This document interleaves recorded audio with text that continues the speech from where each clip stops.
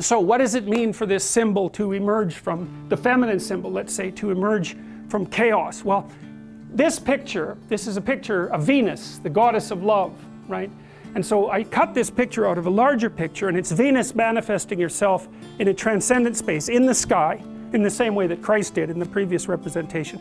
And she has rays coming off her, and there's all these men who are knights kneeling in front of the image. Well, what does that mean? Well, it means that men use the image of female perfection to motivate themselves. And that's exactly right. That's precisely what they do. You see that in the Tom Sawyer story. So Tom Sawyer is about 12 years old, and he's still hanging around with his friends like Huck Finn.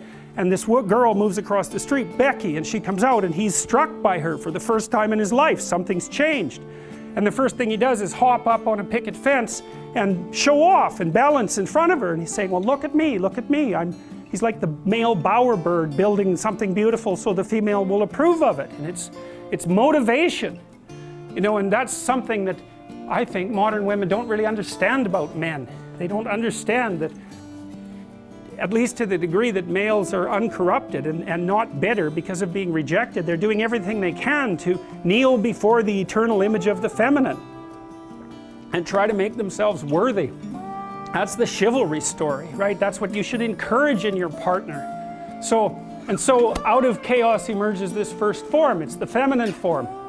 It's partly the form that represents novelty as such. So, and on one hand it's promise, on the other hand it's threat. That you wouldn't believe, and I don't know, because I don't understand the situation with women as well as I understand the situation with men, obviously, being a man. I don't know if women have any idea how paralyzing they are to, especially young men. A very large number of my clinical clients, but also young men I've talked to in general, are absolutely terrified of women because they're terrified of being rejected. And the terror exists in precise proportion to the attraction to the woman, which is a horrible paradoxical situation to be in. It's often why men make such fools of themselves in front of women that they're attracted to. It's because, first of all, they don't see the woman that they're attracted to. Because what the hell do they know about her? They don't see her as an individual. They see her as the manifestation of a judgmental ideal. And then it's only in establishing the relationship with the actual woman that they can start differentiating between the judgmental ideal and the actual individual woman. And that also requires a sacrifice. And the sacrifice is, you never can have an ideal woman. So to have a relationship with any woman, you have to sacrifice the relationship with the ideal woman, and you have to see the individual woman and separate her from the ideal. And that's the same thing that happens to the hero in Sleeping Beauty, right? He sees the evil queen who actually turns into the dragon of chaos, and it's not until he can defeat her that he can establish a relationship with the actual princess. And that's exactly the case. I had one of my clients who ran this men's group, which was quite interesting. One of the things they had the initiates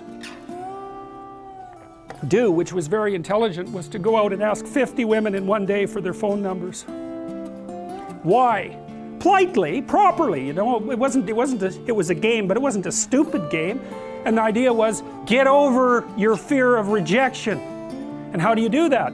By encountering it continually and continually and continually, so that you're no longer paralyzed by this.